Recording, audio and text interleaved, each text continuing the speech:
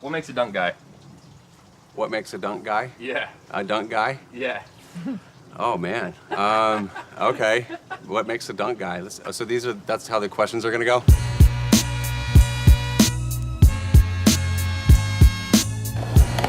やっぱりダン最初のデザインコンセプト自体もバスケットボールシューズ。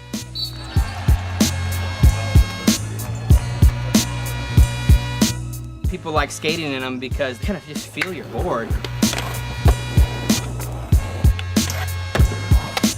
They introduced it to skate, and the skaters were buying them, and the sneakerheads were buying them. Like the main thing that was like agreed on throughout is that it needed to be skateboard specific. Like the artists that were doing the SB were sick, and that just opened like street art and like the culture. It was just this anomaly that nobody really could wrap their heads around.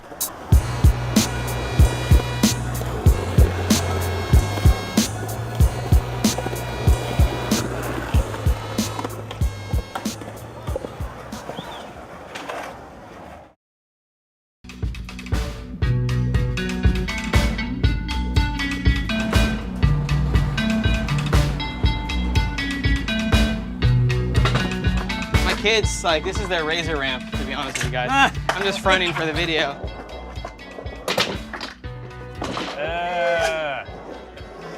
Got it. Dude, you guys gotta see this. This photo was in 2002.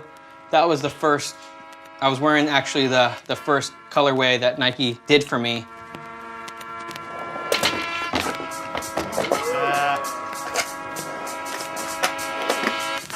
You know what? I think the early days of Nike was pretty awesome, man.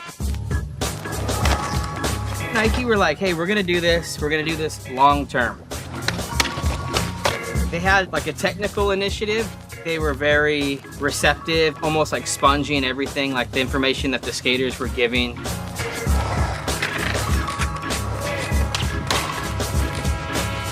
The dunk sole was like, here's the dunk sole, and then all the skate shoes were like, poof. So like the skate shoes had like an inch on both sides. Remember that? Basically, they were just like bread loaves. And then you saw the dunk and it was just this tighter fitting shoe. And I think that just was kind of like game changing for me. I was like, I like looking at skateboard tricks in these shoes on my feet.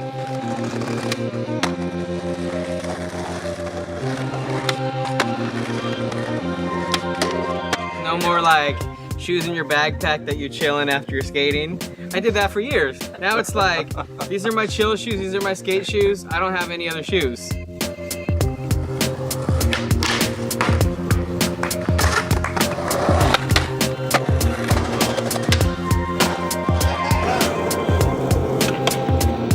I initially got a call from Robbie, and he told me that Nike was starting skateboarding, and they were starting with the dunk.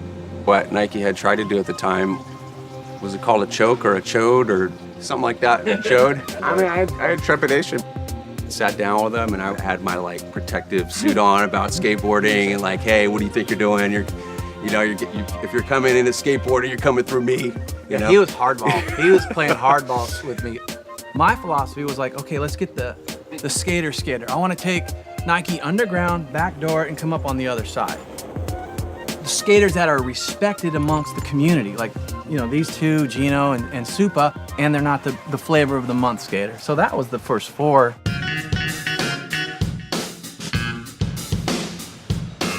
Having like the diversified team, like street skaters, but they weren't like overexploited, like skaters kind of guys. It just was just right. The Nike program, that was like music to my ears. I was like, yeah, dude, I'm down. Like, I don't have any question about it. I remember skating all kinds of different dunks during that era. Like, I was just hyped. Gino and Reese and Richie, like three like super ill skaters, so I was happy to be there. They're like pick a color, and I was like always down for the mixed colors, you know, like, nice and bright and stuff. So some of my friends looked at the shoe and they was like, oh, this looks like a clown shoe. And I was like, all right, whatever. But a lot of people like took to it and they liked it, so you know, I guess it did really well. Oh, here are the originals. Wow, there we go, dude.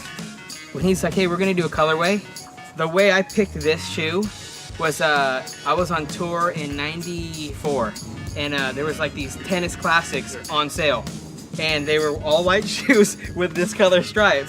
And I skated in these Nikes. This is before anyone had Nikes skating. And I was like, these were the best shoes ever. So it was nostalgic for me and at that time in 2002, because it reminded me of when I first wore my first Nikes. The inspiration I had for the Wheat Dunk, I wanted to make something that looked like a construction boot, but I wanted to have something that was like camel color that looked good with jeans. And that was basically really the most simplest way I could put it. It was just cool to see him skate. Nikes, you know, obviously Nike was kind of a new company into skating at that time, and other people started getting on. I was like, whoa, this is actually really sick.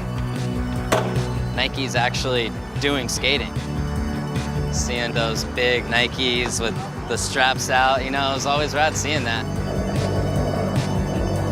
I don't think about the shoe necessarily for the way it looks at a spot, more the way it would feel. I feel like it would have been with Nike a little over 10 years, so it could have been 2004 or 5, something like that.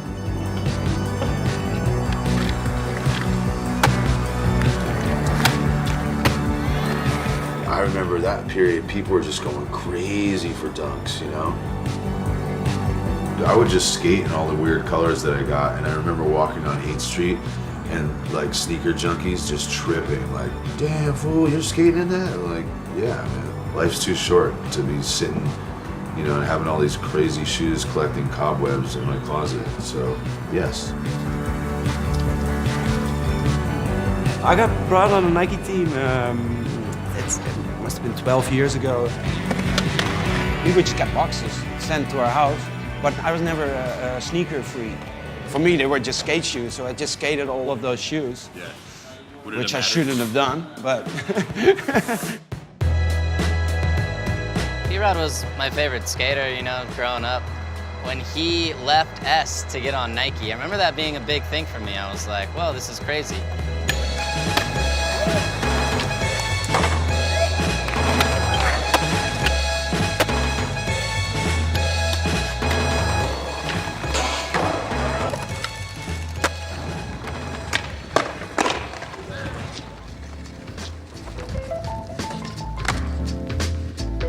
Your first ad was in Supreme Dunks.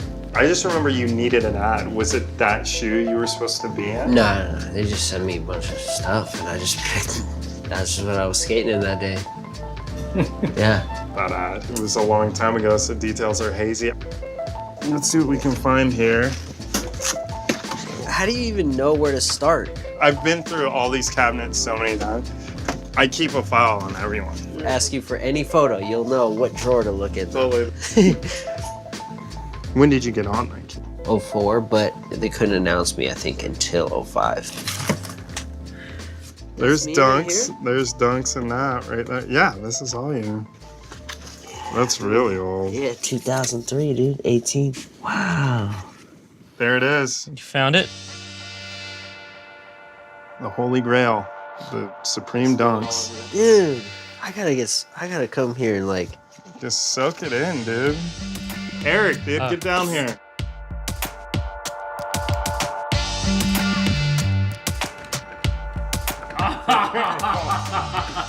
What's your favorite dunk? The Daywalls with the fucking lenticular sort of... Yeah, crazy, like...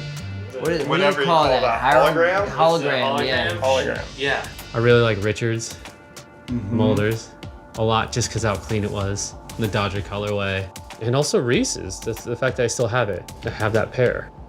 I mean, just seeing what the Dunk did for retail to me is crazy. I mean, it changed the whole scope of skate shops. None of this would have been possible without a sneaker culture scene that was, you know, forming in Los Angeles and the major cities at the time. Once SB happened, like, that was the game changer because it put all of the focus on the Dunk. Yeah, I remember shop owners would just be tripping. They did not have a clue of what hit them. Yeah. You know, there's lines in front of my store. They're like, what? And then the kids would just be like, you know, just jonesing for the new, you know, Reese Forbes Dunk. I opened Huff in 2002. We opened the store with some of the original SB ones. Kids found out we had them, and we would just get calls, and we get kids like knocking on the door asking for them, and we were just like, you know, we didn't know what to expect. We were brand new at retail. We were brand new at this business, and you could tell there was a demand. The skaters were buying them, and the sneakerheads were buying them. So it was this like, for a store, it was like a double whammy. People in LA wanted what they couldn't get. Nike SB came in. I mean, that's when the craze started. And then they killed you with the colors, you know, like the Michigan dunk, the Syracuse dunk, Baltimore, Chicago had a dunk, New York had a dunk. I think LA even had a dunk, you know. We weren't really skating them, kids were rocking them. You know, it wasn't skaters coming in, it was kids from the hood, kids who represented culture, kids who were into hip hop, punk, whatever it may be. Nike SB is kind of what got the whole collaboration game going crazy. The original Dunk SBs from Supreme, that like took it to another level. People were lining up for 24 hours to get them. It was in the middle of winter, it was freezing, and they were sleeping in like tents, cardboard boxes, however they can keep warm. And you know, I was with a bunch of friends and we just kicked it. Ended up getting our pairs. You know, we got up and we went and skated. That was our thing. Like these dudes came, camped out, or waited in line, and that was their thing. I mean, it was pretty chaotic. You know, I remember when one head came in and he was like a 9 or a 10, and he had a 12. And I don't know if you remember this, and he had stuffed socks in his shoes. Those are moments that you're just like, all right, man, like, it's your thing. I remember skating the pigeon dunk here. Like, I had no clue they were. I had no clue they were so expensive, you know. So I was like, oh, cool, mellow color shoe, you know. I started skating him, and I'm in line at the airport. Like a couple days later, there was a hole in the shoe already. Some Japanese guy behind me, he tapped me on the shoulder. He was like, he pointed to my shoes. I was like, what are you doing? He was like. He got angry at me for like ruining the shoes. Like I got home and I looked on the internet and they went for a lot of money. I had no clue. There's guys who just generally love sneakers. I love sneakers. I've been buying sneakers all my life. I have about 1,300 pairs of shoes in my closet, and actually not my closet, my living room and my dining room that I've turned into my sneaker closet. Absolutely.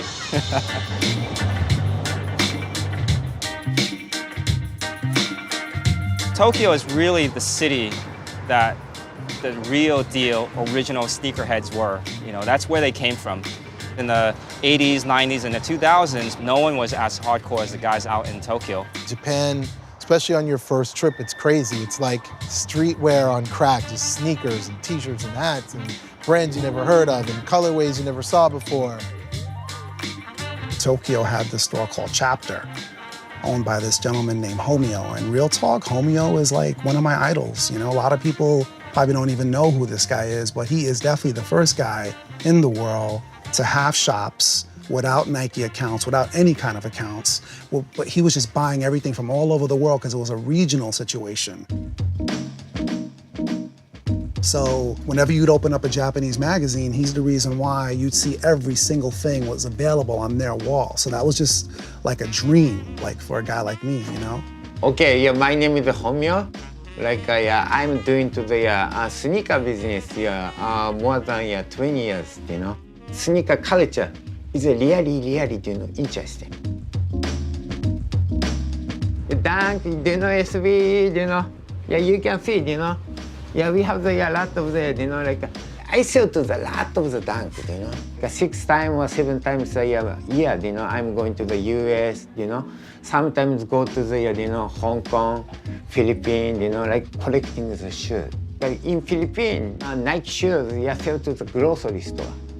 They were sent out like soldiers to like go to every foot action, and they knew release dates, they knew the colorways, they knew it all. So yeah, this is my passion, you know. You know, like this color, yeah, you know, like these bags. Yeah, we cannot find to the anymore, you know. Yeah. Yeah, this one is good, you know. Yeah, my memory, you know. Okay. I was introduced to Tomio, and we sat down and he just told me what he was doing. Traveling the world, just buying everybody's inventory. Nike always had this regional program where like Japan, Paris, London would have its own set of kicks, like their color dunk. Like the main thing that was like agreed on throughout is that it needed to be skateboard specific. Something that sort of set it apart from just being a Nike shoe.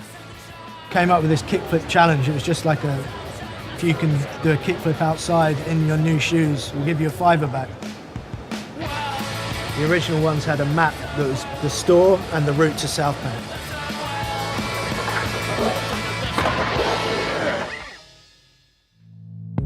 When the slam dunk came out, kind of blew my mind a little bit, and I was like, oh, that's really cool. Like, realizing that skating in London can go further into the world.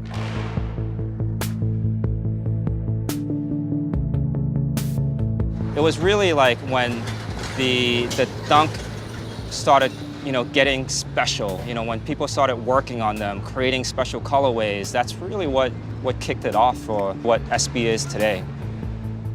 I think, I'm sort of proud of being there at that time, right at the beginning. And if you look now, every major fashion house has a sneaker. So the idea was like, let's just do something which nobody would expect. Let's fuck with all the materials we possibly can, and let's do a pink sneaker. And make it kind of quite garish in many ways. And I suppose, this is the sneaker. What's interesting is you've got so many different fabrics going on. You've got your kind of leather, you've got your suede, you've got your laminate kind of style.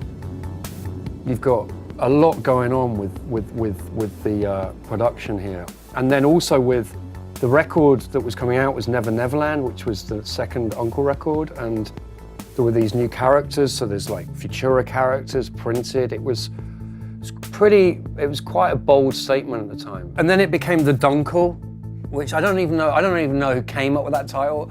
I've got a feeling it was just, I don't know who came up with it. Whoever did it was a great title, but it was just a kind of, in a weird way, it was a kind of joke, I think. It was like, oh, you've done the Uncle Dunk, it's the Dunkle,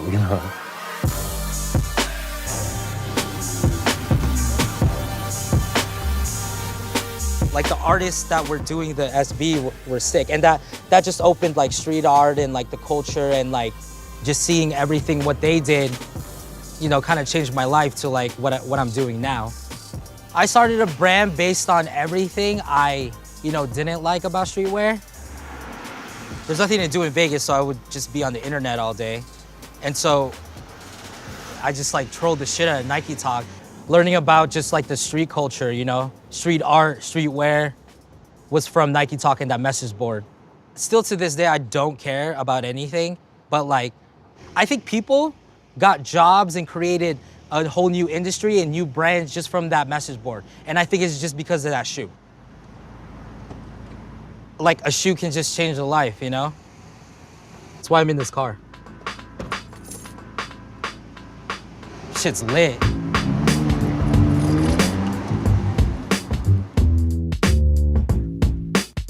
Yeah, the dunk means everything. Once I first got on Nike, that was like all I skated. Especially the lows. I never skated highs or mids ever in my life. What made me want to skate dunks was Louis Marnell, man. Miss my dog. He just made them look so good, and just the way he would just rock them, like the whole color pattern or whatever it was. He always had some dope ones on. And every video part, just like the dopest colorways. And yeah, man, we all miss them. Dunks. It's just like an all-natural shoe. It's been around forever. It won't ever go nowhere. And now, I know you collect dunks. You can sell them probably for like eBay for a couple grand. It's just trippy to see that. But shit, now I know. But I don't really collect no dunks. Whatever I get, I skate it for the most part, besides my Jordans. That's probably like the only thing I do save.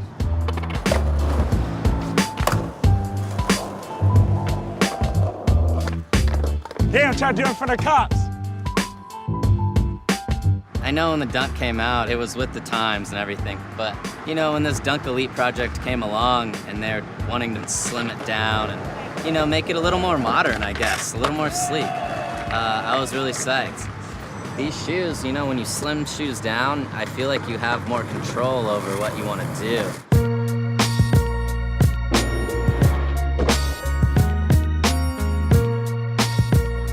Yeah, the dunk looks cool. That's pretty much it. Oh, little pup. Dogs are cool.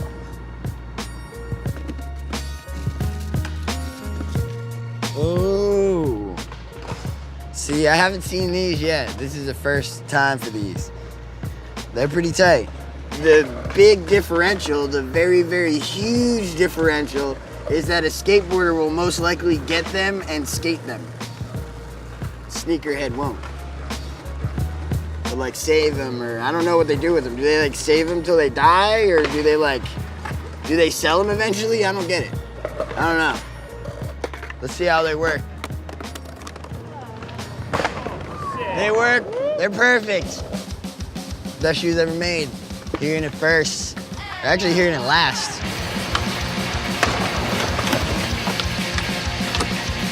I don't even know what I'm saying, but whatever. No. Ask me some questions. I don't know.